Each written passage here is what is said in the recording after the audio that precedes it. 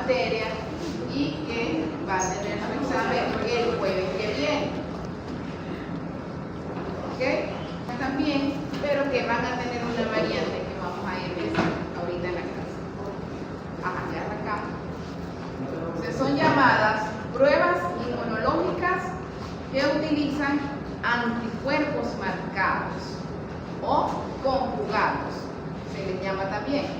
Es decir, que han sido preparados, han sido intervenidos.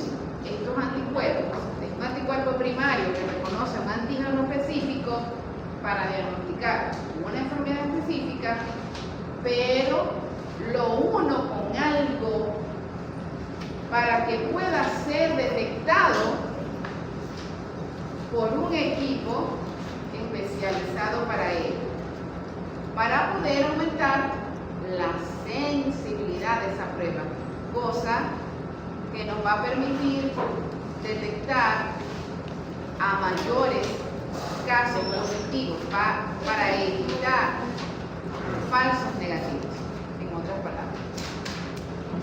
Ya digo de nuevo.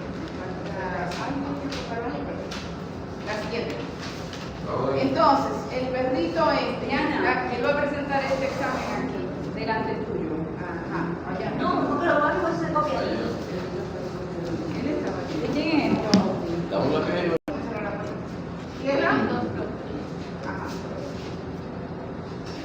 Ok. Entonces, tenemos un paciente que necesitamos saber qué tiene, ¿verdad? Para poder ayudarlo. ¿Cómo lo vamos a ayudar? La siguiente. Necesitamos diagnosticar, todos los médicos. Esto es la primera función, ¿verdad?, que tiene la medicina, es diagnosticar para poder llevar a cabo el tratamiento indicado, ¿cierto? Esto es muy importante. Entonces, la inmunología es la herramienta que ha ayudado más a la medicina porque permite hacer diagnósticos precisos y poder ayudar entonces a colocar un tratamiento indicado. La siguiente. ¿Qué características debe tener una prueba de laboratorio o inmunológica para que funcione bien y me dé un resultado preciso? Tenemos estos 5 criterios: sensibilidad, especificidad, rapidez, disponibilidad y costo. Los dos principales tienen que ver, sensibilidad y especificidad, con qué intensidad, vamos a decir así, se va a unir el anticuerpo específico con ese antígeno que le dio origen. Entonces, se definen de esta manera. La sensibilidad sería la habilidad de esa prueba para detectar, casi no se ve, a todos los verdaderos positivos, es decir, a todo lo que esté positivo en esa muestra, ya vamos a especificar qué muestra, y pudiera ser, ¿qué pudiera ser? Que él pudiera unirse a cosas parecidas al antígeno que le dio origen. O sea, mayor sensibilidad de ese anticuerpo se va a poder unir a más cosas. O sea, es demasiado sensible. En cuanto llegue, se va a unir. Entonces, quiere decir que va a determinar todo lo que esté positivo, aunque me pudiera dar prueba cruzada. O sea, unirse, por ejemplo, a la misma proteína, pero de otra especie. Pero una interleuquina 2 de ratón puede reconocer a interleuquina 2 de rata, o interleuquina 2 de perro, o interleuquina 2 de humano. Depende a cuál se parezca más en la forma molecular, ¿verdad? Ahora, por el contrario, la especificidad, o sea, que tan específico sea, significa la habilidad de esa prueba para detectar solo, no se ve, pero después cuando lo estudien lo van a ver, solo a los verdaderos positivos. O sea, mientras más específico sea un anticuerpo, no se va a unir unir a cualquier cosa, se va a unir únicamente a ese antígeno que le dio origen. ¿Okay? Solo al antígeno que le dio origen. Eso es especificidad. La sensibilidad a todos, todavía me falta, la sensibilidad a todos y la especificidad únicamente a los posibles. Ahora, los otros tres criterios: rapidez, ¿qué tan rápido voy a tener el resultado? Entonces vamos a ver las pruebas que vamos a aprender. Hay algunas que se obtienen así, rápido, otras que necesitan bastante tiempo. Y vamos a ver cuál sería la diferencia o la ventaja de cada uno. Disponibilidad es qué tan disponible tengo esa prueba, si la tienen disponible, por ejemplo, en la policlínica, o si tienen que mandar a hacer una prueba en Caracas, o si tienen que mandar a hacer una prueba en Estados Unidos. Entonces, eso me lleva al otro, al costo. ¿Qué tan cara me va a salir esa prueba? ¿No? Entonces, esos son criterios a considerar. ¿Quién va a considerar eso? El dueño del paciente o la persona que lo va a indicar. Todos esos criterios se toman en cuenta. Sobre todo, yo diría que en Venezuela el costo es el que más nos interesa. Ok, la siguiente entonces, ahora sí. Entonces, muy importante, cuando aumenta la sensibilidad, disminuye la especificidad, o sea, son indirectamente proporcionales. Mientras más sensible sea un anticuerpo, menos específico va a ser, porque se va a unir a varias cosas parecidas. Y mientras más específico sea, menos sensible va a ser.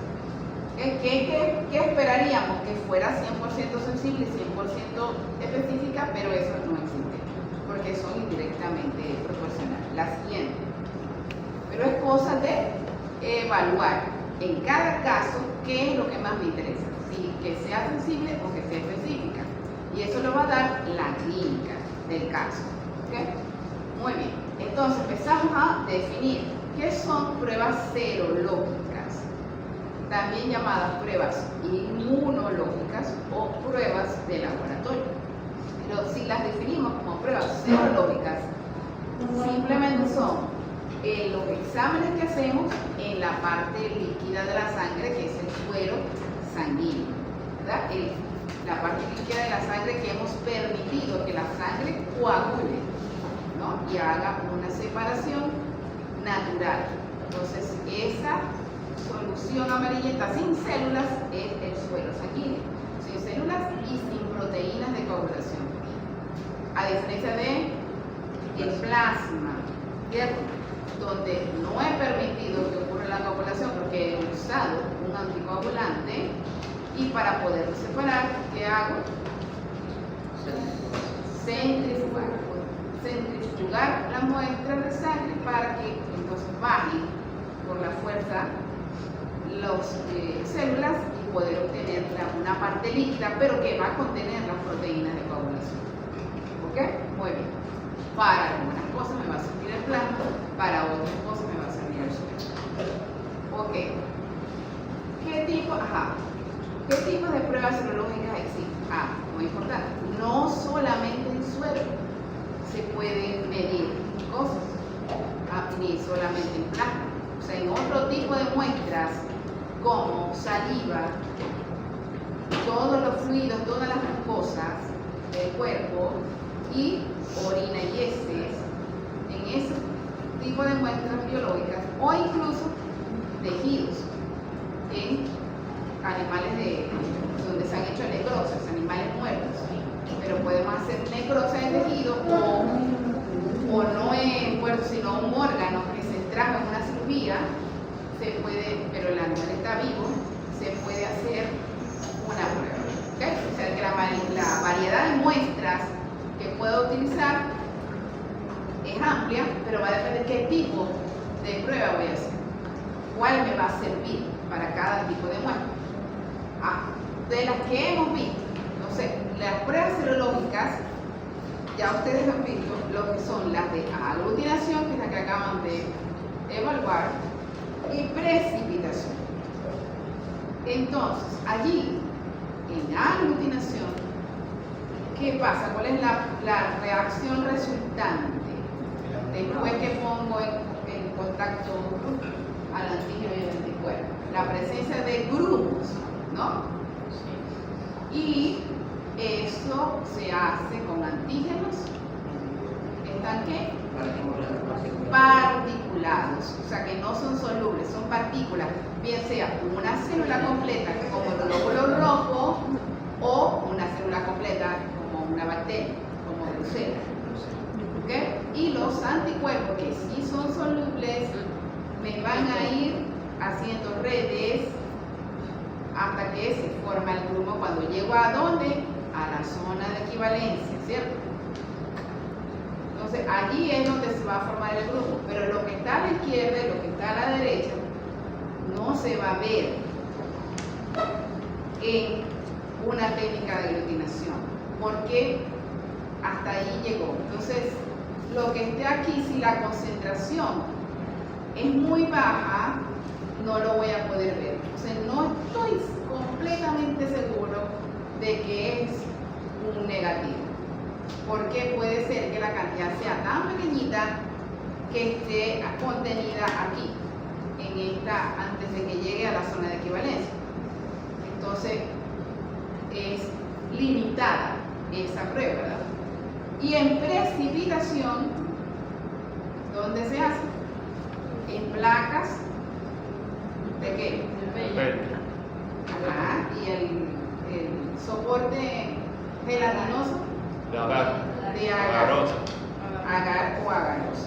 Eso va a permitir que transfundan el antígeno y el anticuerpo, la muestra y el antígeno que voy a usar, porque están en estado soluble, totalmente solubles. Aquí no es partícula. Por eso estos son totalmente solubles, van a difundirse en esa muestra gelatinosa hasta que se unan. Porque como siempre les digo aquí, el antígeno y el anticuerpo, donde se vean, se van a unir, porque están, y mientras ese anticuerpo haya desarrollado mayor afinidad, más rápido se va a unir. Inmediatamente que encuentre a su antígeno que le dio origen, se va a unir. Yo siempre digo que es el novio y la novia. Donde sea que se vean, se van a unir. O sea, es una imposibilidad de separarlos. Y allí, en la placa de agar, ¿qué se forma? ¿Una qué? Una banda o línea de precipitado. Ahora, volvemos a lo de la concentración. Si la concentración es bastante, se me va a formar una línea gruesita y no va a tener duda, ¿verdad? De la positividad, no va a tener duda. Pero si la concentración es pequeña, cortica, chiquita, y se forma una cosa que parece un cabello, que la tengo que hacer un esfuerzo, ponerla en una lupa, realmente lo hacemos, ponerla en una lupa a ver si es que de verdad se ve la línea de precipitado, pero es tan delgadita como un cabello que me cuesta verla con la limitación de mi vista. Con la lupa ayuda un poco, pero aún así, si es más pequeñita todavía que un cabello, no la voy a ver, ¿cierto? No la voy a ver, o no se va a formar, porque, acuérdense, se va a formar cuando llegue a la zona de equivalencia entre las cantidades de antígeno y anticuerpo, ¿correcto? Si no se forma, no la voy a ver. Entonces, no estoy segura tampoco que es negativa, porque la cantidad, si es muy chiquitica, no se va a determinar. ¿Cómo solucionaron esto los científicos? Marcando o uniendo el anticuerpo con algo que me permitiese diseñar pruebas que pudieran detectar cantidades pequeñas. Y eso lo hicieron marcando con diferentes tipos de productos, marcando, conjugando, pegando de manera covalente un anticuerpo con algo que lo va a hacer fácilmente reconocible, a veces a simple vista o con un equipo especializado. Entonces aquí vamos a tener técnicas de marcaje enzimático, técnicas de marcaje con anticuerpos fluorescentes, donde está incluida la citometría de flujo, con componentes radioactivos en radioactividad, como la kriptonita. La siguiente, entonces, ya vamos a ver detalladamente con qué. ¿Cuál es la utilidad de las pruebas serológicas en general? Tanto para la inmunología como para la ciencia médica. Primero y principal, identificar antígenos y anticuerpos. O sea, determinar presencia de antígeno específico o anticuerpo específico. Esa es la principal razón, que es lo que me va a permitir confirmar un diagnóstico. Número 2, determinar compatibilidad de sangre para transfusiones. Allí está incluida las pruebas de aglutinación que vieron, pero también pruebas de anticuerpos marcados se pueden hacer.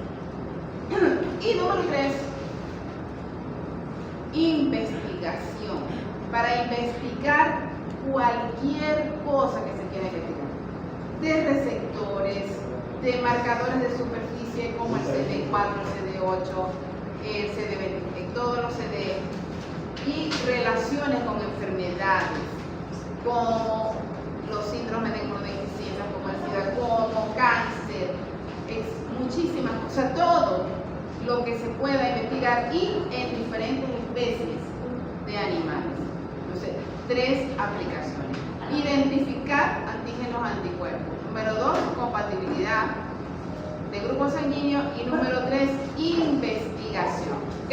Eso sí, les pregunto cuáles serían las aplicaciones generales de pruebas serológicas, de todas las pruebas serológicas, que serían estas, las siguientes.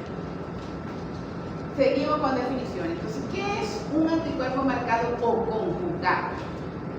Es un anticuerpo que se ha unido químicamente en un laboratorio. O sea, esto lo hace el investigador, no es una cosa natural.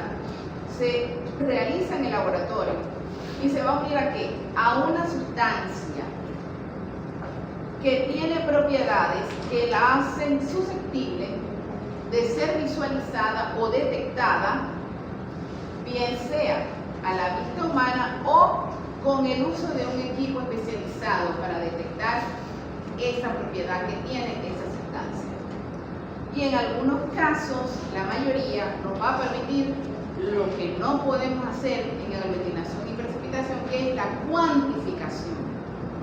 Que en aglutinación y precipitación puedo presumir por la cantidad de grumo, por el tamaño de la banda, si hay más o hay menos, pero no puedo estar segura de la cantidad. Aquí puedo cuantificar y dar valores exactos, precisos, numéricos y estadísticos. O sea que ha sido un avance bastante grande en lo que es pruebas de diagnóstico de laboratorio y se sigue avanzando ahora, todo el tiempo. Las sustancias que se utilizan para conjugar o unir un anticuerpo hasta ahorita son una proteína, que son las enzimas, compuestos o sustancias fluorescentes, que emiten una fluorescencia a una longitud de onda determinada, compuestos o sustancias radioactivas, como el carbono 14, por ejemplo, compuestos o sustancias que emiten luz, como el luminol. ¿Dónde está este? El luminol que está presente en las luciérnagas. Ese es el componente que se puede unir a un anticuerpo y que puede ser detectado por un equipo. La siguiente. Vamos a hacer un esfuerzo por leer. Aquí en este cuadro vamos a ver cada uno de esos que acabo de decir, lo que se usa para marcar, cuál es la reacción visible o detectable, cómo se llama o cómo se escribe su nombre abreviadamente y con qué equipo se puede determinar. Empezamos con enzimas. ¿Qué es una enzima, por cierto? Una proteína. Es proteína. ¿Qué hace? Acelera la reacción. La reacción Catalizar. biológica. Catalizar o anabolizar también, ¿verdad? Y están en todos los procesos metabólicos que existen en un organismo vivo, ¿verdad? Están en síntesis de proteínas, están en duplicación de ADN, en muchísimas cosas, y en el sistema digestivo, en todas partes están las enzimas. Es una proteína que tiene una función de catalizar o anabolizar, acelerar reacciones químicas entre un reactivo y otro, ¿verdad? Ok. Y ellas se pueden purificar, esas enzimas, y unirse a cualquier cosa. Ahora, ¿qué voy a ver? Se va a producir un cambio de color porque va a ocurrir una reacción química de transformación de un producto, que es generalmente su sustrato. O sea, así como el antígeno y el anticuerpo son novios, la enzima con su sustrato igualitos son novios, ¿verdad? Entonces, cuando la enzima encuentra su sustrato, no solamente se une, sino que lo va a cambiar inmediatamente, o sea, lo va a degradar si es catalizar o lo va a convertir en otra cosa si es anabolizar, correcto. Entonces, inmediatamente se va a unir con su sustrato, que eso no lo vamos a añadir hasta el final de la prueba, como vamos a ver. Ajá, ¿cómo llamamos a esa prueba? La llamamos por sus siglas en inglés, abreviado, me da la palabra ELISA, Enzyme Like Immunoabsorbing Assay. Sea ensayo de inmunoabsorbencia, porque va a haber una reacción antígeno-anticuerpo unido a enzimas. Entonces, por esas palabras en inglés, por el título en inglés de lo que significa la prueba, se escogió esa palabra. Esa palabra es en mayúsculas. O sea, apréndanselo así. Eso es como la ONU o la OPEC, son siglas. O sea, no es un nombre propio de mujer, son las siglas. Y no me lo deben escribir como un nombre de mujer con el AE mayúscula y las otras siglas. No, son siempre siglas. Y así lo van a encontrar si ustedes buscan artículos científicos en todos los idiomas. O sea, así lo van a encontrar en japonés, en italiano, en alemán, en un artículo de inmunología donde hagan pruebas de ELISA, va a ver esa palabra. Incluso si está en chino, va a ver la palabra ELISA. ¿Ok? Porque ese es su nombre a nivel internacional, es conocida como una prueba ELISA. Y es una de las más utilizadas a nivel mundial, por eso que les digo que está así en todos los idiomas, en todos los artículos. También son llamadas ensayo inmunoenzimático o técnicas inmunocolorimétricas. Siempre que uso la palabra inmuno, significa que está involucrada una reacción antígeno-anticuerpo, una unión antígeno-anticuerpo. Y colorimétrica porque va a haber el desarrollo de un color. ¿Cómo se mide eso? Lo voy a poder ver a simple vista porque se va a desarrollar el color, ya lo vamos a ver en fotos, pero hay un equipo que me va a permitir cuantificar, que se llama contador ELISA, que es un espectrofotómetro de placas, que lee placas pequeñas de plástico, llamamos hermoso. Contador ELISA o lector de placas. Eso es la prueba ELISA, el caballito de batalla de investigación relativamente económico que se usa a nivel mundial. Número 2, que también se usa a nivel mundial, pero ya está un poquito más en desuso por tema de costo principalmente. ¿Qué usa? Compuestos o sustancias fluorescentes que emiten, ¿qué hacen? Emiten una longitud de onda que no se puede ver a simple vista, porque yo no tengo detector de longitud de onda en la vista, pero en un microscopio de fluorescencia o un equipo especializado puedo captar esa longitud de onda. Y después que la ponga en el microscopio sí la puedo ver. ¿Cómo se llaman esas técnicas? Bueno, como su nombre lo indica, se utiliza fluorescencia y en una reacción antígeno-anticuerpo, inmunofluorescencia. Ahora, hay dos tipos, la directa y la indirecta. Entonces, se va a abreviar como IFD, inmunofluorescencia directa, y como IFI, inmunofluorescencia indirecta. Ya vamos a ver por qué. Y ya lo dijimos, se le va a poder ver en un microscopio de fluorescencia, pero si es en un portaobjeto y es un tejido, estamos hablando de tejido sólido. Son muestras de tejido sólido. Y si quiero hacer fluidos, como por ejemplo la sangre, puedo medir y contar células completas que están en un fluido, como decir la sangre, en un citómetro de flujo. Ya lo vamos a ver.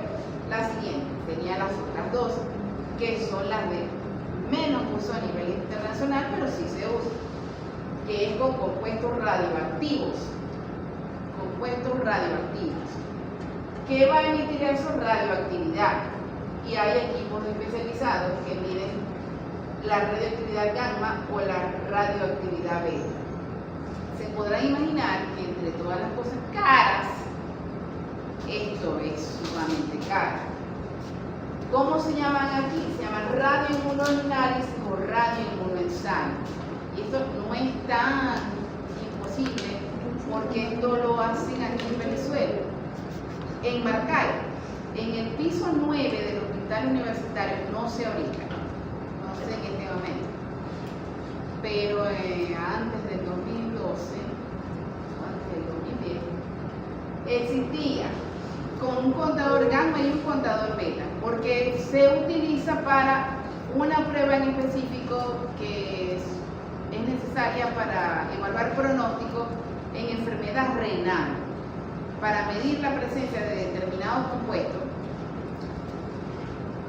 Pero, ¿por qué se hacía una inversión tan grande? Además, un hospital público, una inversión tan grande para hacer estas pruebas tan costosas, porque se puede imaginar, el equipo debe ser muy costoso, pero un compuesto radioactivo muy costoso, además de que eso no se puede usar en un lavaplato normal, eso tiene que ser un laboratorio especializado, eso no lo puedo botar en un lavaplato, eso, la radioactividad tiene que colocarse en envases de metal, de metal, para que esa radioactividad no vaya a estar en contacto, porque ¿qué hace la radioactividad? O sea, recordé, es lo mismo de las bombas nucleares. Eso va a causar contaminación donde caiga. Y aparte de que puede causar cosas gravísimas, puede causar ¿qué cosas gravísimas? El cáncer en la persona que lo está usando. O sea, imagínense el peligro de usar eso, contaminar el ambiente, producir enfermedades que te den cáncer. ¿Por qué los médicos hacen eso? ¿Por qué deciden hacer una prueba de tanto peligro? Porque este señor es el de mayor sensibilidad. O sea, la radioactividad se puede detectar en mucho menos de picos molares, o sea, cantidades ínfimas. Entonces, en el diagnóstico renal eso es muy importante. Aunque aparezca en cantidades ínfimas una determinada sustancia, el médico lo tiene que saber para poner determinado tratamiento. Entonces, imagínense la importancia de eso. Imagínense la importancia de eso. También se utilizaban para hacer mediciones de crecimiento celular, de cómo crecían, por ejemplo, poblaciones celulares de linfocitos. Y también llegué a ver en la Universidad Central, también había un gamma y un beta. Y aquí había dos, ¿listo? Un gamma y un beta en el hospital universitario, yo lo vi. Y les metía reactivos, porque yo trabajé en eso hace 3 años, metiendo reactivos para eso. Y no sé ahorita, no me pregunten ahorita porque no sé. Ahora, ¿qué pasa en la actualidad? Que se está tratando de encontrar elementos que alcancen esa sensibilidad, pero que no sean tan peligrosos como la radioactividad. Entonces, en vías de eso se ha conseguido el luminol.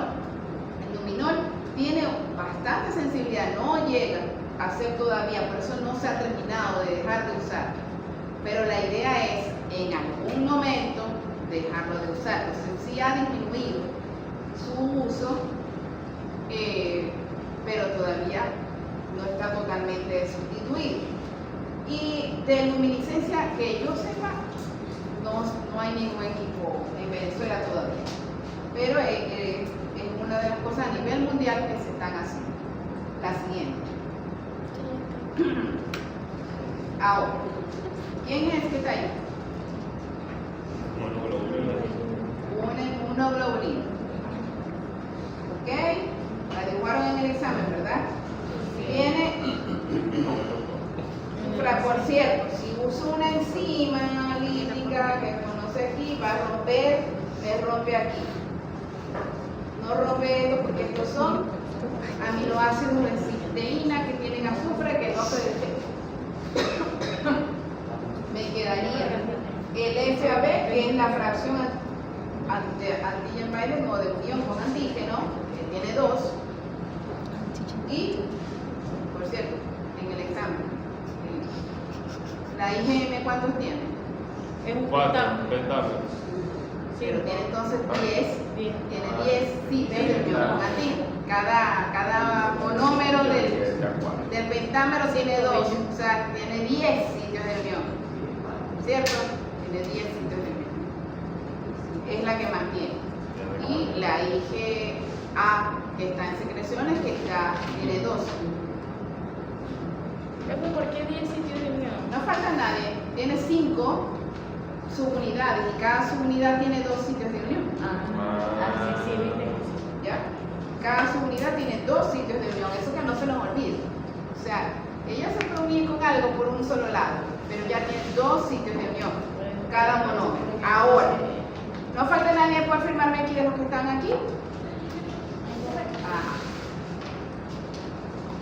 Vuelven a dar gracias. Ok, la pregunta es, ¿por dónde le vamos a pegar, unir de manera covalente el compuesto que lo va a conjugar o a marcar? Bien sea la enzima, el elemento radioactivo, el elemento fluorescente. ¿De qué parte del anticuerpo lo voy a pegar? Por el FC. Por el Duro. FAB. ¿Quién dijo FC? Ah, ¿por qué? Porque ahí, o sea, puede adherirse a cualquiera, porque es la forma variable. No, entonces se confundieron. Piensen en química. Químicamente, acuérdense que estas cadenas son pesadas. Tienen mayor peso molecular, por un lado. Tiene más.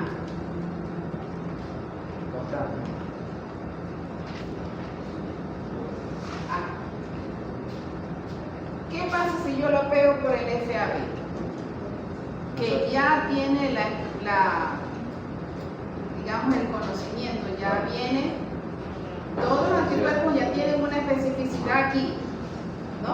Han sido creados contra un antígeno específico. El extremo FC que se une con otro inmunoglobulina, en el caso de la IgG, puede ser el FC. Ya. Se marca el FC así. Sí, No puedo ocupar los sitios de unión con el antígeno. Aparte de eso, No puedo ocupar los sitios de unión con el antígeno porque esto es lo que me va a permitir determinar cualquier antígeno. El anticuerpo, su unión con el antígeno, que hay aquí en el fragmento de unión. con esto es que detecto los antígenos, con el fragmento de unión con el antígeno. Entonces, lo tengo que pegar es por el FCE. Primero y principal, porque no me va a estorbar el sitio de unión con el antígeno. Y segundo, porque aquí es donde puedo usar fuerza covalente. Recuerden, no sé si que vieron tanto eso detalladamente, recuerden que las fuerzas de unión aquí son de puentes de hidrógeno, fuerzas Van der Waals, que son leves, que se hacen y se deshacen rápidamente la unión. O sea, se pega, se puede pegar y puede irse a unir a otra célula, a otro antígeno. Pero cuando se une covalentemente un compuesto, queda así. Ya no puede despegarse, queda modificado por siempre. ¿Está claro? Porque la característica química aquí es diferente. Ahí sí hay enlaces covalentes. Recuerden eso de química. Covalente es que no puede soltarse eso. Ya se transformó y se quedó así. Y ya no se va a despegar. Entonces tengo la seguridad de que ese compuesto va a quedar pegado ahí y no se va a despegar y va a poder ser detectado cuando el FAB se haya unido con el antígeno que le dio origen, que es lo que yo quiero saber, ¿verdad? Si está o no está en la muestra que voy a determinar. ¿De acuerdo? Entonces, lo vamos a pegar por el FC. La siguiente. Ok. Esto es una lista de microorganismos que pueden ser detectados en laboratorio, en un laboratorio de pequeños animales. ¿Y qué tipo de muestras se utiliza? O sea, es solo para que verlo a grandes rasgos. ¿Y qué procedimiento ofrece un laboratorio clínico de pequeños animales para demostrar aquellas enfermedades? Entonces, por ejemplo, para medir bacterias y riquezas se utilizan tejidos, exudados, raspados de combustible. ¿Qué tipo de muestra? Inmunofluorescencia directa. ¿Vieron? Por aquí, para aglutinación en látex, inmunofluorescencia directa. Parásitos, para medir anticuerpos en plasma, ELISA. La siguiente. Y un poco más. ¿Qué tipo de muestra? Heces, exudados, tejidos. ¿Qué procedimiento? ELISA, inmunofluorescencia. Inmunofluorescencia, ELISA. Entonces, estos son las técnicas que ofrecen los laboratorios actualmente a nivel nacional y a nivel regional. O sea, son las más utilizadas, tanto la ELISA como la inmunofluorescencia todavía. La siguiente. Y es la que vamos a detallar. Son las que vamos a aprender. ELISA, inmunofluorescencia, tanto en tejidos como en solución. Aquí está. Enzyme like immunofluorescence enzyme. Las técnicas, las letras de ELISA. Cuando la ven en sus casas van a ver mejor esto. Esto aquí es una placa resultante después que hice la prueba de ELISA. Esto es una microplaca de plástico, de poliestireno, que tiene 96 pocitos, 8 por 12.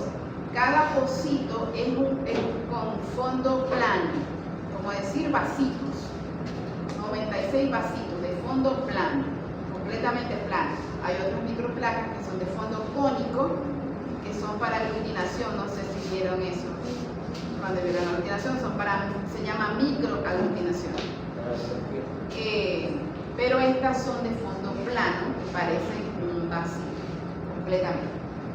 Ahora, en una placa siempre, en cualquier experimento, voy a tener controles. Necesito control positivo y control negativo. Y aquí además tengo un blanco, porque eso lo va a leer un espectrofotómetro. No sé si vieron el espectrofotómetro de tubo en bioquímica. No. Siempre se usa un blanco para calibrar. Que ya vamos a ver detenidamente qué es lo que mide un espectrofotómetro. Pero necesito calibrar la absorbancia 0 y la transmitancia 100%. O sea, mientras más transparente sea la muestra que voy a meter va a dejar pasar la luz 100%, ¿cierto? Soy la transmitancia 100%, absorbancia 0%.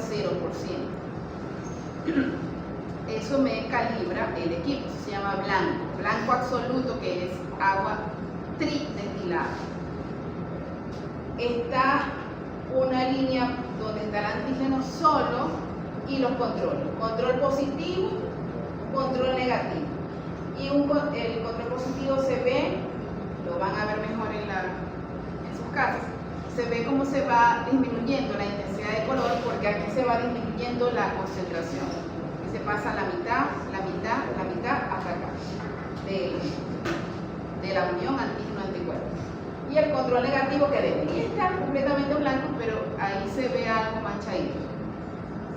Pero eso lo necesito para poder medir a los demás, a las muestras, que no me quepa ninguna duda.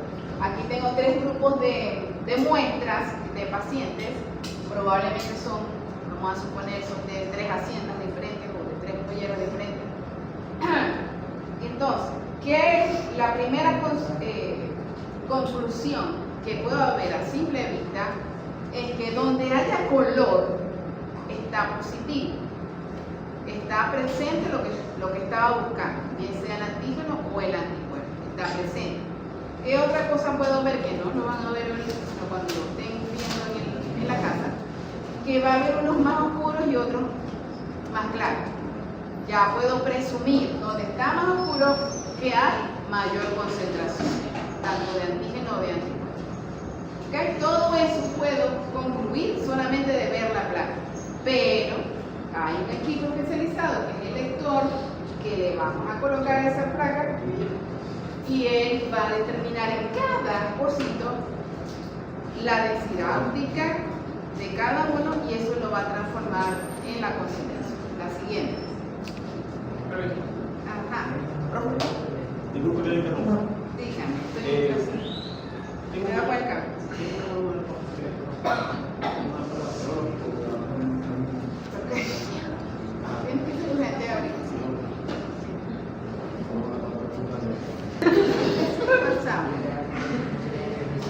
Ajá. Ok. Me asustó de verdad. Me vienen a secuestrar. Ok. Ajá. Aquí están las propiedades, ¿no? Que le dice las características generales. ¿Qué enzimas utilizamos? Utilizamos las más utilizadas, yo diría que son las que, estas dos, las que están en la mayoría de las pruebas, son la peroxidasa y la fosfatasa alcalina. Es una cosa buena de las enzimas, que las enzimas se llaman como su sustrato, ¿correcto? Y todas terminan en asa, Entonces, ¿cuál es el sustrato de la peroxidasa? Peroxidasa. Y de la fosfatasa alcalina, el fosfato, el PO3. Ok, entonces, estas son las dos que más se usan. ¿Para qué utilizamos ELISA? Para cualquier cosa que esté en medio soluble. Puedo medir hormonas, inmunoglobulinas, antígenos solubles que estén en el suero, como toxinas, anticuerpos provenientes de todas las infecciones, de todos los microorganismos que existen. O sea, para cualquier cosa que esté soluble en una muestra soluble. Entonces, ¿cómo lo voy a ver? Ya lo dije, por una prueba de color o por un equipo. La siguiente. Después, cuando estén estudiándose eso, lo leen con calma, que para eso lo escribo, para que vayan aprendiendo. Primera clasificación. Las técnicas de ELISA se clasifican en cualitativas y cuantitativas. Cualitativas, o sea, que solamente me interesa saber sí o no. Presencia o no presencia. Hay varias que se pueden comprar que son así, pero casi que no es útil, porque la mayoría de las veces uno necesita saber la cantidad. pero si solamente nos interesa eso, nos pudiera servir una técnica cualitativa que solamente me va a dar el sí o el no, está presente o no está presente. Y la cuantitativa me va a permitir saber cantidades, porque una cuantitativa me puede ayudar para determinar, por ejemplo, en un procedimiento donde estoy haciendo una inmunización, puedo medir en el día 1, en el día 7, en el día 15, en el día 21, cómo va variando la producción de anticuerpos, por ejemplo. ¿Ok? Entonces, la siguiente clasificación, tiene que ver con lo que vamos a buscar en la muestra. Entonces, hay varios tipos, pero los tipos principales de los que se derivan los otros son estos tres, y son los que yo doy en esta clase de pregrado. Un directo, así como había aglucinación y precipitación también directa e indirecta, aquí va a haber directo, ELISA directo y una variante del directo que se llama sándwich, porque va a ser un sándwich, lo vamos a ver. Estos tres tipos. ¿Para qué el directo? Siempre que me diga un procedimiento directo es para detectar el antígeno, o sea, el causante, el antígeno. Y el indirecto para detectar el anticuerpo, porque si detecto el anticuerpo es un diagnóstico indirecto, porque no he detectado la presencia del microorganismo, pero si detecto la presencia del anticuerpo, no me cabe la menor duda que ese paciente estuvo en contacto con el microorganismo, porque no hay manera de producir, de que esté presente el anticuerpo contra ese microorganismo si no ha entrado. ¿Está claro eso? Entonces, por eso es que lo llamamos un diagnóstico indirecto, porque no vi el bicho, como decir una prueba de heces, donde veo el parásito con mis propios ojos, no lo veo, pero si en el suelo me apareció el anticuerpo contra ese parásito, entonces estuvo presente. Quizás no esté ahorita, pero estuvo. ¿De acuerdo? ¿Puedo volver a explicar la del sándwich? No la he explicado. Ah, yo estoy enredada. No la he explicado. ¿Ok? ¿Estamos claros? Entonces, directo es para detectar el antígeno, el causante. Indirecto para detectar el anticuerpo. Siempre que veas esas palabras, directo antígeno, indirecto anticuerpo. Y el sándwich es una variante del directo, entonces es para detectar antígeno. Aquí ya vamos a ver cómo se forma ese sándwich. Unas figuritas, la siguiente. Horrible. Hay más bonitas ahorita. Primero, directo es una técnica de un solo paso, igual que allá en aglutinación. Técnica de un solo paso. Tengo la muestra donde voy a buscar el antígeno. Es la primera cosa que pongo en el fondo del pocillo. Entonces voy a utilizar un solo anticuerpo, que es un anticuerpo primario dirigido al antígeno. Y ese es el que va a estar marcado con la enzima en el FC. Ahí lo ven, en la colita del FC está el compuesto, que en este caso es una enzima. ¿Ok? Se ve así como si estuviera cargando un globito. Eso que está pegado, la enzima, es una letra E, lo que está ahí. Una técnica de un solo paso.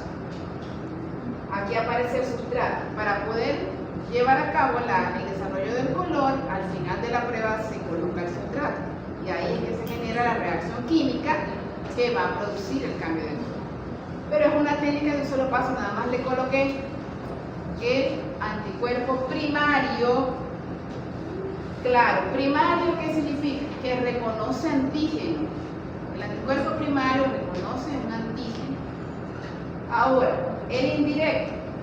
El indirecto es para detectar un anticuerpo por posiblemente, lo más seguro, que esté en un suero.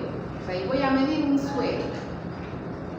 Entonces, en el fondo de la placa tengo el antígeno. Lo que voy a colocar en la muestra, lo que yo supongo que viene en la muestra es el anticuerpo primario que reconoce el antígeno.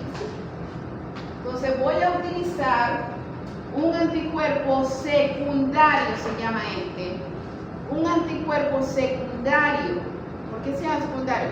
Porque él no reconoce antígeno, reconoce anticuerpo. O sea, el antígeno que le dio origen fue un FC de anticuerpo. Entonces, un anticuerpo secundario se une al FC de una inmunoglobulina primaria. Y ese es el que va a estar marcado con la enzima, el anticuerpo secundario.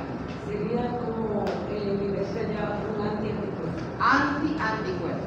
Este señor, anticuerpo secundario conjugado, se llama anticuerpo.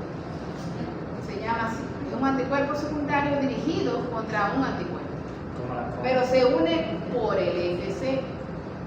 ¿Ok? Por el FC, que es lo que va a estar hacia arriba. Porque si él está pegado, él va a estar pegado con el antígeno por el FAB. ¿Correcto? Y ese va a ser el que va a estar marcado con la enzima. Ya lo vamos a ver con más detenimiento en otras figuras más bonitas. Y el sándwich me va a formar un sándwich. A quien voy a buscar en la muestra es el antígeno. Entonces lo que voy a colocar en el fondo de la placa es un anticuerpo, que va a ser mi primera rodaja de pan. Lo que viene en la muestra es el antígeno, que va a ser el relleno del sándwich. La salchicha, el queso, la carne. No deberíamos estar hablando de eso en este momento. Y el segundo anticuerpo va a ser un anticuerpo primario que reconozca ese antígeno. Entonces, se va a formar el sándwich, porque tengo anticuerpo, antígeno, anticuerpo. Este es un pan, este es el otro pan, y en el medio está el antígeno. Por eso se forma un sándwich, por eso se llama sándwich. La siguiente. Esto se ve un poquito mejor. Ok. Aquí lo vamos a ver paso por paso. Este me gusta mucho porque aquí lo vemos como si estuviéramos en cortes. Este es el cada pocito de la microplaca. Recuerden, la microplaca tiene 96 pocitos igualitos a él, ¿verdad? Que parece un vasito.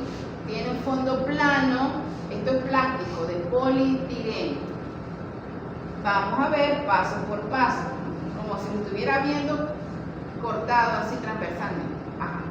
Entonces, ¿cuál es el primer paso? El primer paso es adherir antígeno o anticuerpo. Eso depende de lo que voy a buscar en la muestra, ¿verdad? Ajá. Si lo que está, ¿qué está pegado aquí? Anticuerpo. Anticuerpo. No tengo la menor duda. ¿Por qué? Porque tiene forma de Y. Muy bien, gracias. La mayoría me contestó, ¿verdad? Lo que está pegado ahí es anticuerpo. Entonces ya yo sé que lo que voy a buscar en la muestra es el antígeno. Y si voy a buscar en la muestra el antígeno, es directo. Pero ahora será sándwich. Debe ser sándwich. Ya sé que si estoy poniendo el pan primero, lo más seguro es que voy a hacer un sándwich. ¿Correcto? Ajá. Ya pegué. Pero me están dando los pasos generales. Ajá. Puedo colocar antígeno o anticuerpo. En el ejemplo, me están poniendo anticuerpo. Aquí te explican cómo se hace. Pues lo ven con calma. La siguiente. Segundo paso. Añadir la muestra. Que acuérdense, una muestra soluble. Puede ser suero, puede ser plasma, puede ser salir. Se añade la muestra. Si lo que está pegado es el anticuerpo, lo que yo aspiro que entre ahí es el antígeno. ¿Correcto? Si está presente, va a ocurrir la unión. Va a ocurrir la unión. De hecho, aquí se aparecen pegados en el fondo, pegados en las paredes. ¿Ok? Se va a pegar. Ahora, ¿qué tengo que hacer? La siguiente. Tengo que hacer esto. tengo que hacer lavados. Se voltea la placa completamente. Bueno, esta es la, digamos, la forma manual de hacerlo. Se voltea la placa completamente, porque ahí, por el material de plástico, ese tipo de células se adhieren, pero es que se adhieren, que no se van a despegar con todo que yo le dé así sobre un mesón. Pero tengo que eliminar todo el líquido que quedó. ¿Por qué? Para que se vaya todo lo que no se pegó, para evitar falsos positivos. Tengo que botar todo lo que no se pegó. ¿Ok? Boto toda la solución y vuelvo a colocar solución nueva, que es generalmente un PBS. Una solución salina con Twin 20 para evitar precisamente que anticuerpos no específicos se vayan a adherir a las paredes. Se bota, se coloca. Voy para el tercer paso. Ya el tercer paso es añadir el anticuerpo marcado con la enzima, que es un anticuerpo primario que va a reconocer el antígeno que ya se pegó. La siguiente. Si está presente el antígeno que ya está pegado con el anticuerpo que estaba pegado antes en el fondo, se va a pegar. Y él tiene aquí la enzima pegada, ¿verdad? ¿Y qué se me formó? El sándwich. Un pan, un relleno que es el antígeno y el otro pan. Ok, y este pan tiene arriba una aceitunita que es la enzima. Ok. Profe, el medio en el que vierten los antígenos era que el agua. El PBS o pero tiene también solución Twin 20, que es para evitar que se peguen los anticuerpos no unidos a las paredes. Pero la base es un PBS, un buffer fosfato salino, se llama eso. Buffer fosfato salino, la solución amortiguadora de pH. Ok, vuelvo a lavar. Esto es muy importante, los lavados, porque tengo que botar todo lo que no se pegó. Ok, vuelvo a botar. Eso parece que se va a ir todo, pero no se va a ir todo, porque lo que se quedó pegado, se quedó pegado. La siguiente, se lo digo porque lo he hecho, hay que estar, da miedo, pero sí está ahí. Cuarto y último paso, ya estoy listo, ya después que hice el lavado, voy a poner PBS nuevo, ya estoy listo para añadir el novio de la enzima, o sea, el sustrato de la enzima, para que la enzima ataque ese sustrato y me genere la reacción química que va a producir el cambio de color. ¿Okay? Se une el sustrato a la enzima, inevitablemente, porque ellos son novios, la siguiente, y se va a producir el color. Si estaba presente el antígeno. Un resumen. Primero un anticuerpo, después el antígeno, después el anticuerpo primario que se une al FC. Después llega la enzima, después se hace el lavado, se pega el sustrato, hace el lavado y cambia el color. Eso. Sí, Okay. pero en cada paso de esos hay lavados. Entre cada paso hay lavados. Para evitar el exceso. Que se pegue lo que no se pegó, para eliminar todo lo que no se pegó.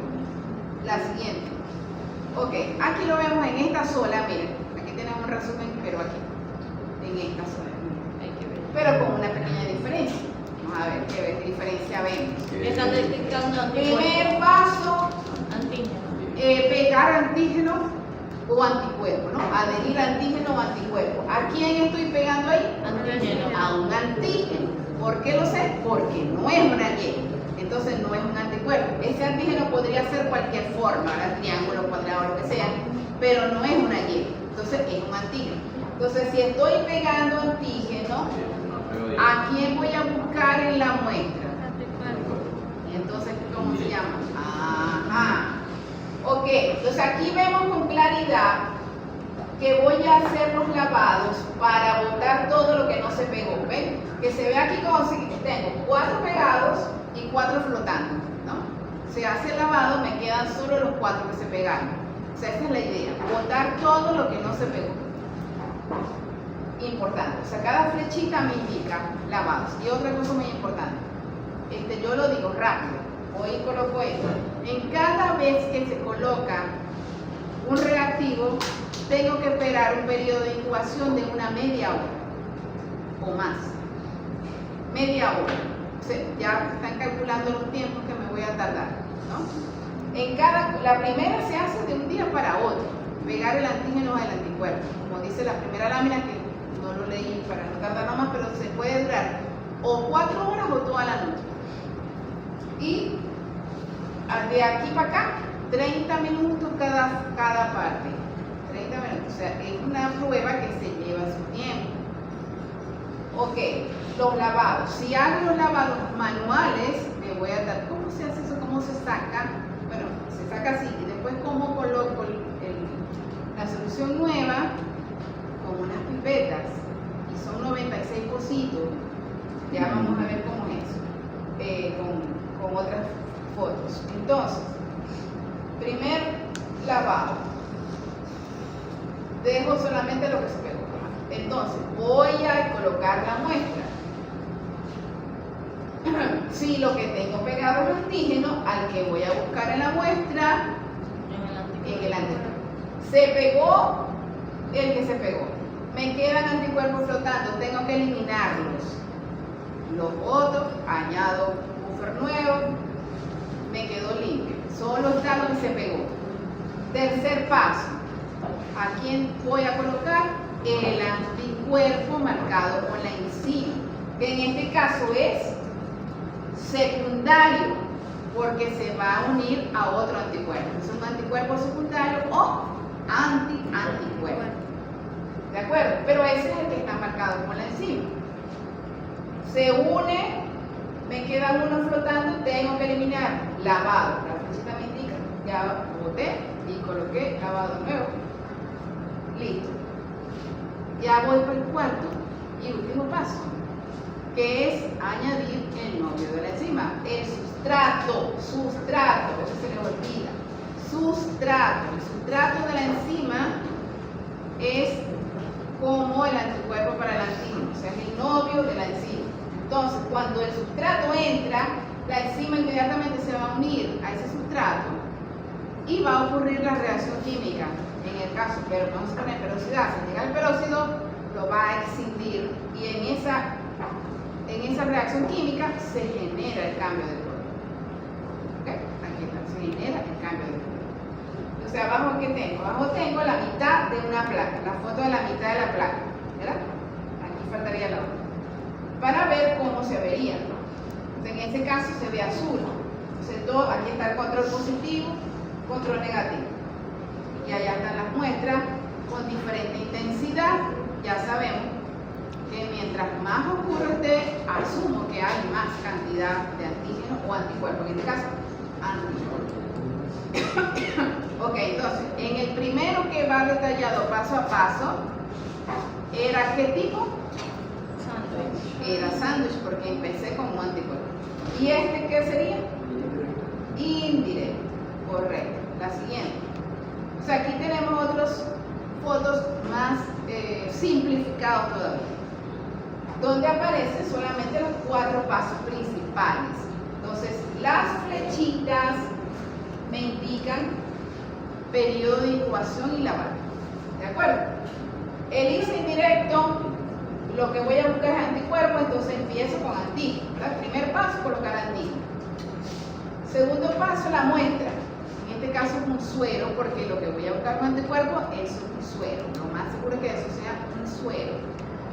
Que saqué la sangre, esperé que se coagulara, con ese suero tengo los anticuerpos contra eso. Tengo para lo que él tenga, pero si está el antígeno ese que estoy buscando, va a aparecer. Lo voy a poder medir. Entonces eso lo llamo suero problema. Cuando decimos suero problema o muestra problema, es aquella en la que voy a medir si está o no está lo que vamos a buscar. Tercer paso, colocar el anticuerpo conjugado o marcado con la enzima, que en este caso es secundario. Secundario se une por el fragmento FC del primario que ya se pegó. Y cuarto paso, añadir el sustrato de la enzima. y se desarrolla el color si está positiva la muestra. ¿Correcto? Aquí dice, el método más utilizado para determinación de anticuerpos es un ELISA indirecto. ¿De acuerdo? La siguiente. Y la variante sándwich, que es una variante del directo, que es para detectar antígenos. Entonces empiezo con anticuerpos. A veces me lo dibujan al revés. No, acuérdense que él va a unirse con el antígeno por los brazos, por el FAB. Entonces tiene que estar pegado por el FC abajo y tener los brazos disponibles para que se pegue el antígeno. Se pega el antígeno que viene en la muestra, en mi muestra problema. Y me faltaría el tercer paso, que es el anticuerpo conjugado con la enzima, que también es primario, que reconoce antígeno, y se me forma el sándwich. Pan, relleno, pan. ¿De acuerdo? Esta es una variante sándwich que es del directo para detectar antígeno. Y el cuarto y último paso es añadir el sustrato de la enzima. El sustrato de la enzima, en cuanto esté en contacto con la enzima, se va a generar la reacción química que produce el cambio de color. ¿De acuerdo? Este es el más frecuente método para determinar antígeno. El modelo sándwich. La siguiente.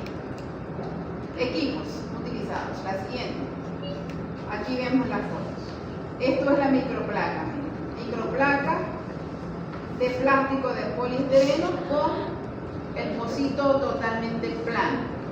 La capacidad son 350 microlitros. Son cantidades muy chiquitas las que uno mide. La siguiente. ¿Y con qué se mide eso? Con micropipetas. Imagino que habrán visto. Hay micropipetas monocanal y micropipetas multicanal. Para allí se inventaron estas multicanal para que fuera más rápido rellenar. Ustedes se imaginan una sola. Antes en los laboratorios hacían. No se termina nunca. Sí, pero mucha gente y en muchos laboratorios lo hacían así, una por una, una por una. ¿Qué puede generar eso? Por muy automáticas que sean ellas, es una persona la que la está utilizando y entonces eso me puede generar error humano. ¿Cuál? La multicanal. La de monocanal. Tanto que si la última usa 96 veces. Claro, son automáticas, no es lo mismo que una que uso con alguna gomita, son automáticas, pero no son infalibles. Estas son, por supuesto, tienen menos probabilidad de cometer error humano porque van a ser varias al mismo tiempo. Ok, eso es muy necesario, las micropipetas, pero ya van a ver qué han hecho los investigadores. Okay, la siguiente, esto. Hay lavadores de placa automáticos que ya no hay que estar botando y volviendo a echar. Se coloca la... Atrás. Yo sé que te quería ir, pero... Aquí, lava. Esto es un modelo viejo, debe haber modelos más modernos ahorita. Un lavador de placa, se coloca la placa aquí. Esto que no se ve muy bien aquí son tubitos. ¿Ven? Hay 96 tubitos, presten atención. 96 tubitos que van a estar en cada uno de los huequitos, sin llegar al fondo, porque si llega al fondo se lleva todo. Va a llegar así como al medio de cada pocito. Va a sacar todo el líquido, lo va a echar en alguno de estos dos potes y en los otros dos potes va a entrar el buffer nuevo. No lo tengo que colocar con la micropipeta. O sea, esto ahorra muchísimo tiempo. Y tiene su panel digital que uno lo puede programar. ¿De acuerdo?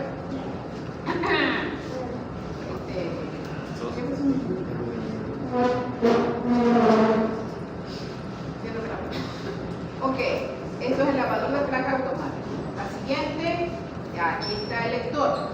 El lector es un espectrofotómetro de placas que lee la densidad óptica, que es lo mismo la absorbancia o la tramitancia que les estaba explicando, Esta placa, ya una vez resultante con todos los colores, se mete y también va a tener los 96 tubitos con los cuales va a leer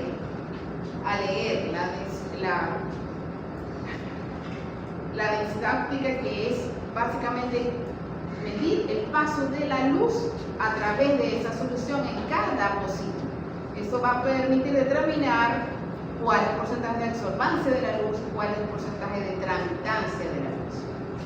Y eso va a dar un resultado que se va a comparar con la muestra de varios sueros positivos que trae la caja, que se prueba ahí en el control positivo, que tienen concentraciones ya medidas. Y eso me va a permitir calcular la concentración de mi muestra problema. Tiene sus paneles digital también, pero también se puede pegar con un cable a una computadora y manejarlo desde un software. ¿Okay? Este también es viejo, debe haber modelos más modernos ahora. Entonces, ¿cómo se llama este equipo? Si yo les pregunto, ¿con qué equipo se mide una técnica de ELISA, los resultados de una técnica de ELISA? Se llama contador ELISA o lector de placas, que es un espectrofotómetro de placas. Tiene esos tres nombres. Generalmente decimos contador ELISA. La siguiente. ¿Okay? Aquí está detallado lo que acabo de decir. Mide la densidad óptica, tramitancia o absorbancia. ¿De acuerdo? Lo que acabo de decir. Después lo leen con calma para el examen. La siguiente. La lectura e interpretación de los resultados será: visualmente lo vamos a poder ver, como vimos las del principio. Vamos a poder ver quiénes están positivos, quiénes están más oscuros, pero la confirmación de concentración me la va a dar el equipo con el espectrofotómetro. La siguiente.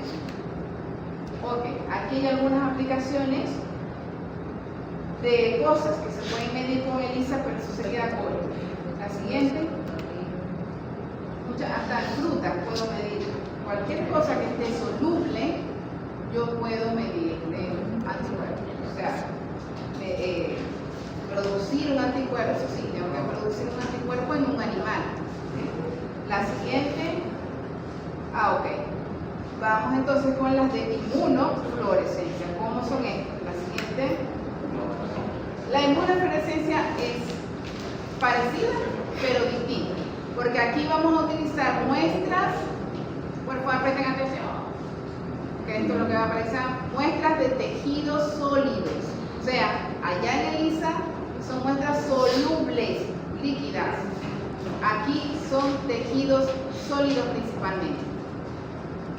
¿Qué se utiliza para marcar el antígeno? Una sustancia fluorescente que se llama fluorocromo. Se llama. La sustancia fluorescente se llama fluorocromo. Ejemplo: isotiocenato de fluoresceína, que es el más conocido, rodamina, activina, betatraceno, ficoelitrina. Hay muchos. La siguiente. ¿Okay? Tiene dos variantes, directa e indirecta. Y vamos a ver que son muy parecidas a las de ELISA. Ya saben por qué directa es para antígenos y directa es para anticuerpos. Aquí dicen que han caído en desuso debido al desarrollo de las pruebas ELISA, pero todavía se sigue trabajando, primero, porque obtenemos resultados más rápido, segundo, porque la sensibilidad es mayor. Sí. O sea, la ELISA es el caballito de batalla a nivel mundial, porque tienen menos costos, pero ya ven que es borrosito, porque tienen mucho tiempo de incubación, el lavado, el pan, hasta allá. En cambio, esto van a ver que es mucho más rápido. Pero ¿cuál es el problema? Que esto es mucho más costoso. Ya vamos a ver la siguiente.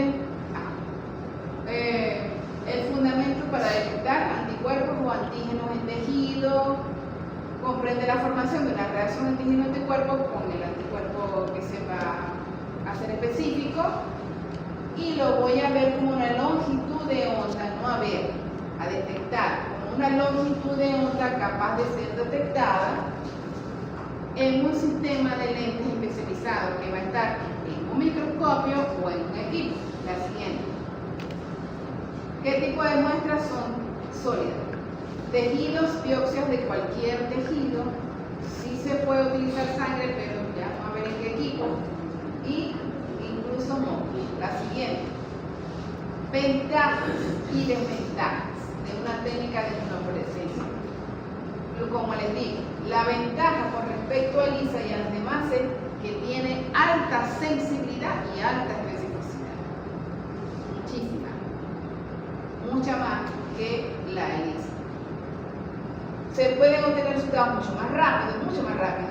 No es necesario realizar cultivos como pudiese ser en ELISA para aumentar la concentración. Aquí no, porque aquí con poquita concentración puede ser detectado. Se puede identificar diferentes cosas, diferentes receptores, diferentes proteínas, diferentes microorganismos, marcando con anticuerpos fluorescentes, o sea, con una sustancia fluorescente diferente, porque ellas fluorescen a diferentes longitudes de onda y a diferente color. Entonces puedo poner el CD3 verde, el CD8 azul, el CD45 rojo, y puedo medir varias cosas al mismo tiempo, cosa que no puedo hacer en ELISA. En ELISA voy uno por uno. Después de todo ese poco de pasos y todo ese tiempo, solo puede medir una cosa a la vez. En cambio aquí puedo medir muchas cosas a la vez, rapidito, si tengo anticuerpos marcados contra diferentes cosas. O sea, si tengo mucho dinero para comprar todos esos anticuerpos marcados, ¿okay? Pero se puede. Y se puede utilizar tejido muerto. En ELISA no, en ELISA acuérdense, todo solamente es soluble. ¿Y qué desventajas tiene? Altos. El altos. Tanto en el equipo, el microscopio, el equipo para ver los fluidos, son sumamente costosos. Debe ser realizado por personal muy especializado, quizás más que el que va a hacer un ELISA, y los resultados no son 100% específicos, pero en realidad ninguna prueba tiene ese porcentaje de seguridad, a menos que sea cuál, biología molecular, que no hemos hablado de eso, que eso lo ven en genética, ¿verdad? Okay, la siguiente, pero esa es otra técnica diagnóstica, la biología molecular. Medir los genes del microorganismo, ya no nos queda buena la duda. Pero bueno, no nos metamos en eso. No. Okay. Aquí esto no es para que se lo aprendan, sino para que vean. Diferentes tipos de fluorocromo, ya las fluoresceínas, el isotoxinato de fluoresceína, y las longitudes de onda a la que emiten, que pueden ser determinadas en el microscopio, se pueden programar para que se puedan ver y detectar. La siguiente, y en los equipos. Aquí está el microscopio. Se ve un microscopio normal, pero por dentro tiene una cantidad de lentes en determinadas posiciones para poder visualizar esa longitud de onda. La siguiente, o detectar. ¿Cómo sería esto? Inmunofluorescencia directa, inmunofluorescencia indirecta. Igual que allá. La directa para detectar antígenos, y voy a utilizar una técnica de un solo paso con un anticuerpo primario que reconoce antígeno, que va a ser el que va a estar marcado con el fluorocromo, y la indirecta para detectar anticuerpos, donde voy a utilizar un anticuerpo secundario marcado con el fluorocromo, que es un anticuerpo. La siguiente, aquí está. ¿Okay? Aquí tengo el antígeno, primer paso, directa, un solo anticuerpo que es primario, que se une con el antígeno, y si es la indirecta, lo que voy a buscar es el anticuerpo que se une con el antígeno, y lo voy a medir con el anticuerpo secundario marcado con el fluorocromo que se une al FC, igualito que allá. La siguiente, aquí nada más hay dos, la directa y la indirecta. Ahí está la de Igual se utiliza un anticuerpo. sí, para el anticuerpo. Ok, y este es el ejemplo que se utiliza en medicina veterinaria más común, para la inmunofluorescencia directa, ¿Qué es el diagnóstico de la rabia? ¿En qué muestra? En la muestra de necropsia de un perro muerto de rabia, ¿verdad? Muerto. Se hace la necropsia y se toma el cerebro, muestras de cerebro, hasta de amón, corteza y cerebelo. Se van a hacer cortes y extendidos, se porta objetos, se fijan en acetona a menos 20 grados por 20 minutos. Si tienen la suerte de tener un refrigerador de menos 20, no sé si aquí hay. Se colocan diferentes impresiones, una gota de la división del conjugado. El conjugado llaman ellos al anticuerpo marcado con la enzima. En este caso es primario, porque si es directa, ¿qué estoy buscando? El antígeno. Y si es el diagnóstico de la rabia, ¿quién es el culpable? ¿Quién se lo sabe? El microorganismo, ¿qué es? Un virus. El virus de la rabia es un virus. Entonces, yo voy a buscar con esta técnica la presencia del virus en el tejido. Allí no me va a quedar duda. O sea, la presencia del virus en el tejido del cerebro, que ya debería estar, si el perro se murió con los síntomas, es porque ya el virus estaba en el cerebro. Y era lo más seguro. Entonces, lo vamos a detectar con esta prueba. ¿Cuáles controles se utilizan? Se utilizan controles de cerebro de ratón, que previamente los hemos enfermado de rabia y tenemos un control positivo y un control negativo con un ratón sano. Hay que hacerlo, porque siempre que se vaya a hacer un experimento necesita un control positivo y un control negativo para poder comparar los resultados. Eso es imprescindible. Y para poder publicar los resultados en una revista te van a exigir controles positivos y control negativo. Los controles positivos y negativos son de ratón. ¿Ok? Y se le va a colocar la gota del anticuerpo conjugado a todas las muestras de cerebro, a las de ratón que son controles y a las de los perros que voy a medir. Perros perros que han sido muertos. La siguiente. Luego que ya se le colocó el anticuerpo, después lo leen con calma. Hay un periodo de incubación de 30 minutos para permitir esa unión.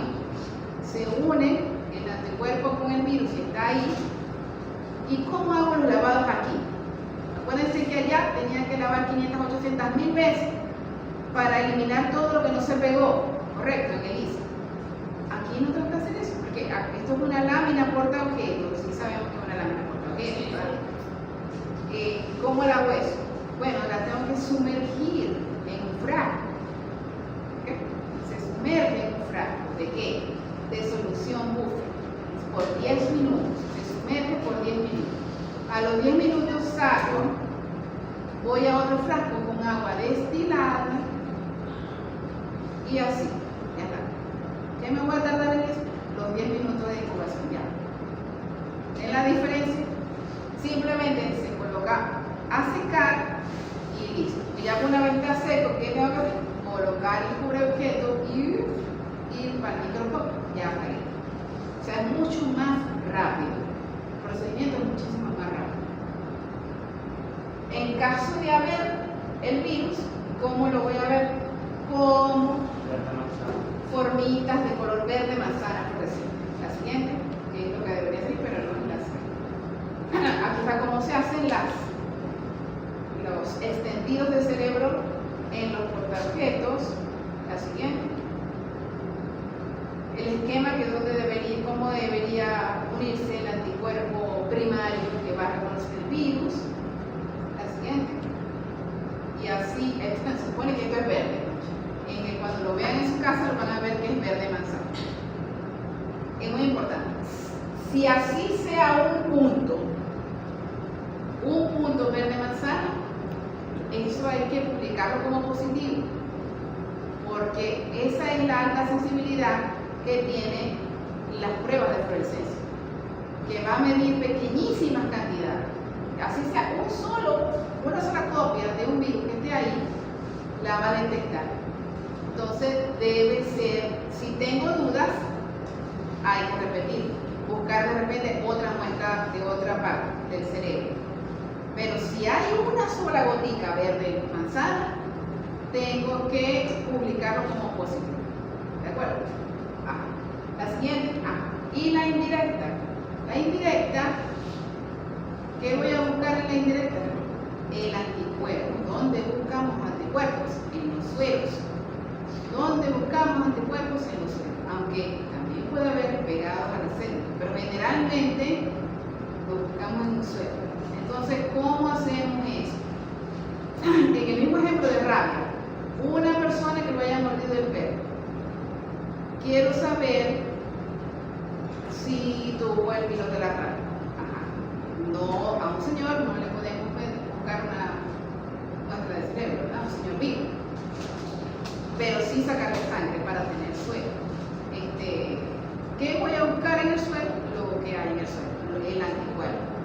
Si el anticuerpo está presente en el suero, sin lugar a dudas voy a saber que estuvo el virus ya. ¿Vieron lo que dije al principio? Que si está presente el anticuerpo es que estuvo presente el virus, si no, no se hubiera formado nunca jamás un anticuerpo antivirus, ¿correcto? Entonces, por eso es que es un diagnóstico indirecto, pero es preciso, porque si está presente el anticuerpo es que el virus estuvo ahí. ¿Cómo lo voy a hacer? Bueno, es una técnica de 2 pasos. El primer paso es colocar igualito la muestra del cerebro, en este caso del perro,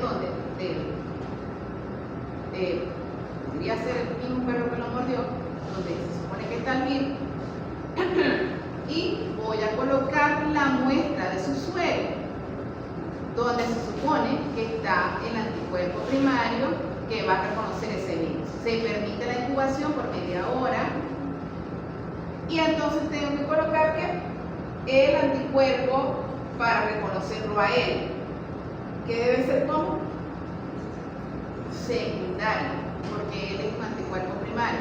Necesito un anticuerpo, un anticuerpo secundario que va a ser el que va a estar marcado con la siguiente. Aquí lo vemos. Okay.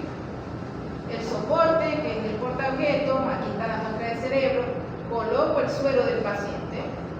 El suero del paciente contiene el anticuerpo se pega.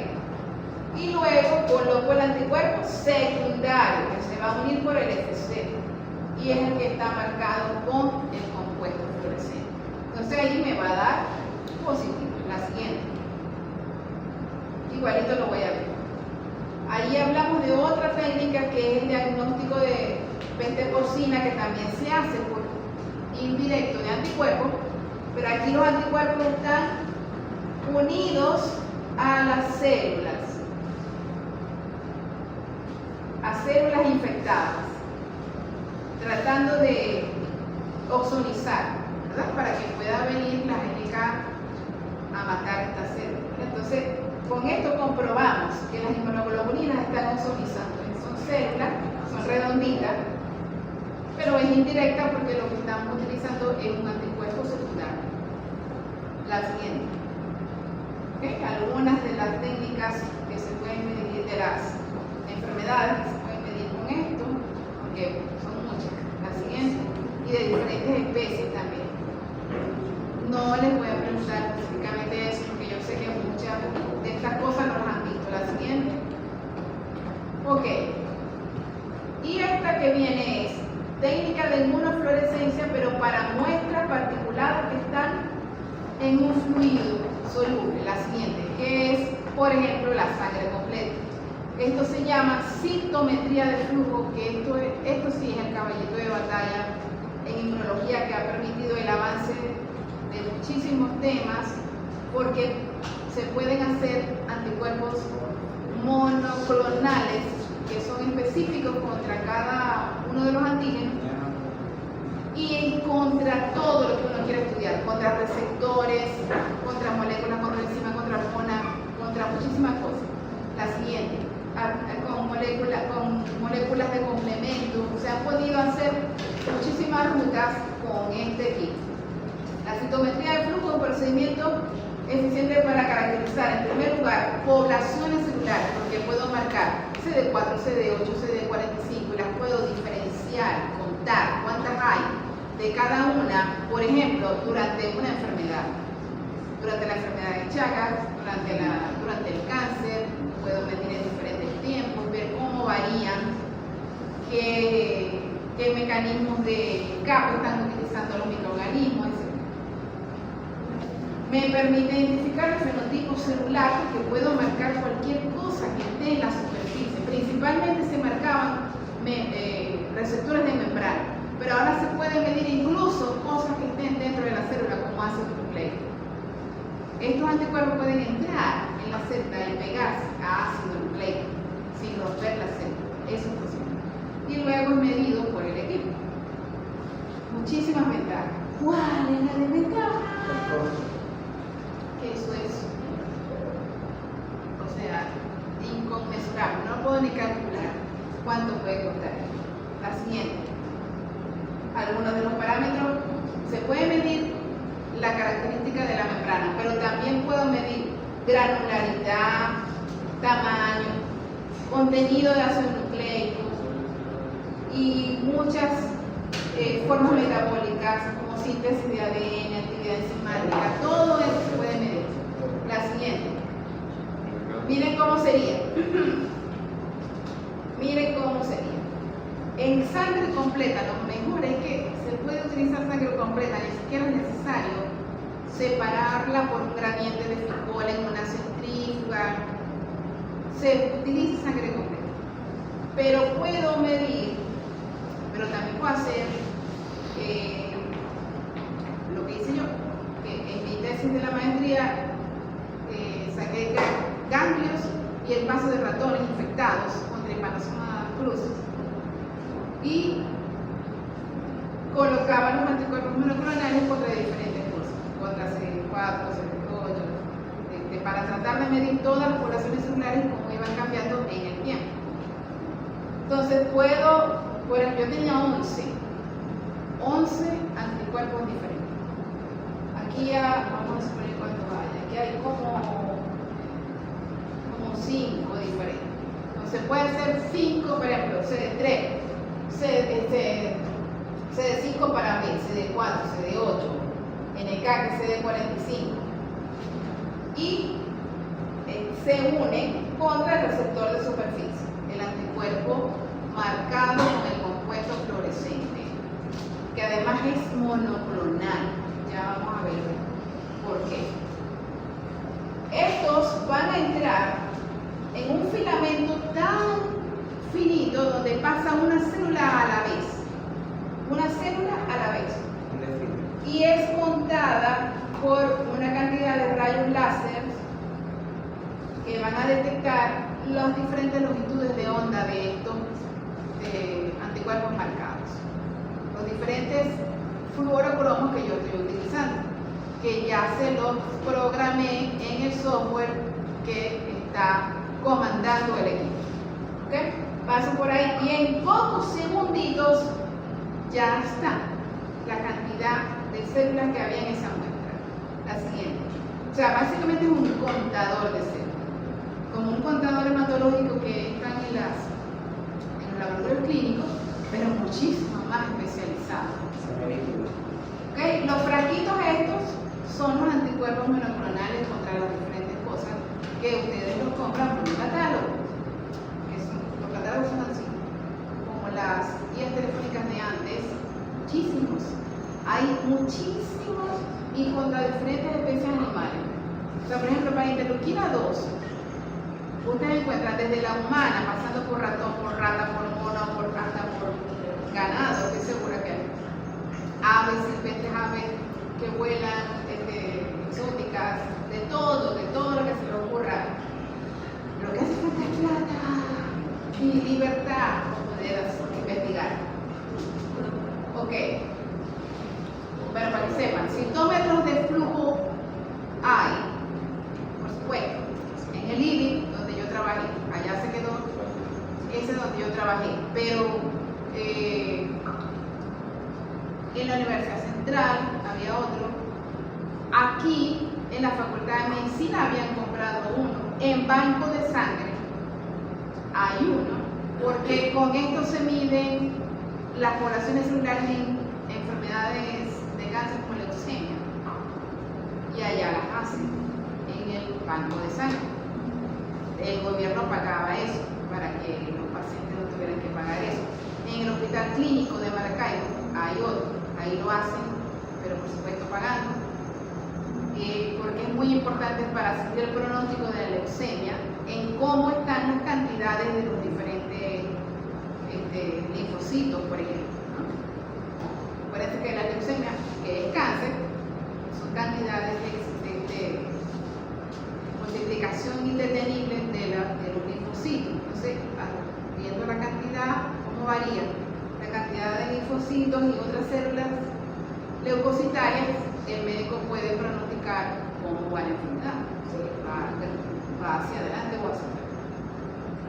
¿Dónde más? Hay fotómetros, creo que estos son los de aquí de Maracaibo. En el Hospital de Especialidades Pediátricas había otro, también de Vector Antigenson, con el que yo trabajé. A veces el gobierno lo pone en como dato y el hospital solamente compra los reactivos. O sea, y es del gobierno. Bueno, la siguiente. Esto es muy importante. Para entender qué es un anticuerpo monoclonal. Los frasquitos esos se llaman anticuerpos monoclonales. Un anticuerpo monoclonal, anti-CD3 o anti, no sé qué, se llama monoclonal. ¿Por qué se llama monoclonal? Primero tenemos que entender qué es el policlonal. El policlonal es el natural, los que se forman naturalmente. Cuando yo inmunizo un animal como un conejito, se me van a formar muchas subclases de anticuerpos. Ahora, como vimos en la respuesta primaria y la respuesta secundaria. Hago un proceso de inmunización, por cierto, eso no lo explicó la profe como técnica de laboratorio. La producción de antígenos. Que la monoclonal La es monoclonal. in vitro Sí. y la Un policlonal. poquito de eso. Ok, entonces, si yo agarro un animalito, como hay el conejo, hago un periodo de inmunización, vamos a poner generalmente desde cada 15 días. Un día 0, a los 15 días otra dosis, y quizá a los 30 días otra dosis. ¿Por qué? Porque así garantizo que la respuesta secundaria y terciaria o ternaria que se vaya a estar realizando se va a mejorar la afinidad y la cantidad de anticuerpos. ¿Correcto? Por eso es que lo hago así. Ahora, ¿cómo empieza eso? Esto lo van a ver cuando vean en sus casas, tiene diferentes colores, porque se me van a generar, primero, se van a generar clones contra los diferentes epítopes de un antígeno o microorganismo. Por ejemplo, una bacteria. Una bacteria, se pone un bacilo, en el bacilo tiene un flagelo. Entonces puede haber anticuerpos dirigidos contra el flagelo, anticuerpos dirigidos contra la membrana o anticuerpos dirigidos contra una proteína que está dentro. Se van a generar clones contra diferentes epítopes. Eso me va a dar diferentes colores. Pero aparte de eso, cada clon va a generar diferentes subclases de inmunoglobulina. Entonces, la primera subclase que se forma, ¿cuál es? En la respuesta primaria. La primera subclase de inmunoglobulina que se forma en la respuesta primaria, ¿cuál es? La ametralladora. La M. ¿Qué le llaman la ametralladora? Porque es la que tiene más sitios de unión. Es como la ametralladora, la más rápida. En cambio, una IgG me la imagino como una escopeta de un solo tiro y ya. Pero la IgM tiene 10 sitios de unión. Ella actúa rápido y puede pegarse a muchas cosas al mismo tiempo. Ella es la primera. Aquí está, ¿verdad? IgM, está de azulito. IgM. ¿Qué pasa después del día 7? Cuando ya los macrófagos fueron ¿para dónde? Para el ganglio linfático a presentar para que inicie la respuesta adaptativa, vamos ya avanzando, paso a respuesta secundaria ya después de 15 días y me aparece ¿quién? G, ¿verdad? Pero si sigue porque todavía está presente el microorganismo, o si estoy inmunizando, volví a inmunizar, me tocó el día 15, entonces puede seguirse produciendo y aparece la A. Y la última que me aparece, si es necesario, es la E. ¿Verdad? Ahí está en el medio. Por ahí está. En el medio. La E, ¿no? ¿Cierto? Así fue como lo aprendimos cuando vimos respuesta secundaria y primaria. Luego, entonces ya sabemos, si me aparece IgG cuando yo me voy a hacer un examen de sangre, que quiero saber si me dio tal enfermedad, y me miden la IgM, la IgG para esa enfermedad, si me aparece IgM quiere decir que me acabo de enfermar, o sea que estoy en los primeros días. Si me aparece la G es que ya pasó, posiblemente ya no estoy ¿Y qué es enfermo. el primeros días? Son antes de los 15 días. Estoy antes de los 15 días que ese microorganismo entró. Sin lugar a dudas. Si me sale IgM, que tengo 15 días que me contaminé. Si me sale IgG, pudo haber sido hace meses. ¿Ok? O años. Que hay IgG que me va a aparecer de lechina, por ejemplo, me dio a los 9 años. ¿Ok? Acuérdense que me van a quedar células de memoria para siempre, la IgG. Me van a quedar células de memoria para siempre, que siempre producen IgG. ¿Ok? Eso se llama entonces policlonal, porque tengo diferentes clones contra diferentes cosas y diferentes subclases. Es un suero policlonal. ¿Cómo hago? La siguiente. ¿Cómo hago esto?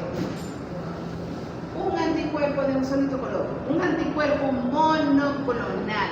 ¿Cómo se hace? ¿Cómo obtengo un anticuerpo dirigido contra una sola cosa que yo puedo meter en un frasquito? La siguiente. Con esta técnica. Esta técnica la inventaron. Voy a tratar de buscar el artículo para montarlo en la página. En el 75. En el año 1975, después que esta gente inventó esto, la cantidad de anticuerpos monoclonales que se produjeron y hasta ahorita es enorme. ¿Cómo es la técnica? Se fue.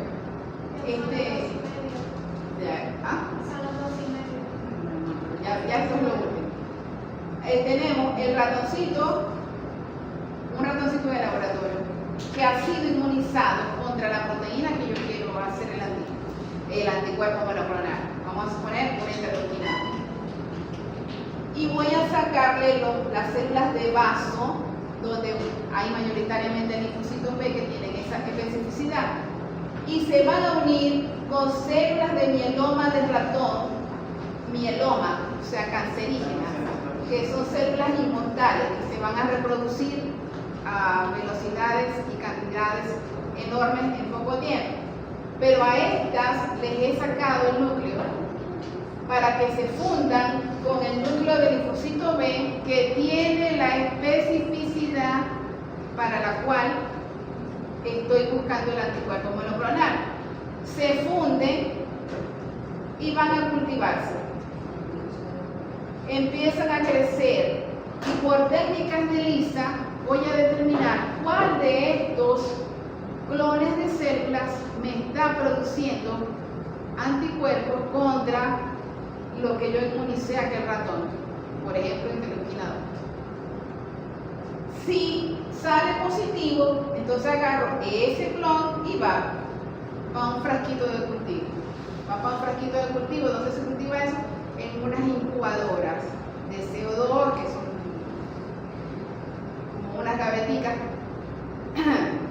con CO2 para que ellas estén con luz y CO2 durante 24 a 48 horas, y ahí voy a poder cosechar se llama así,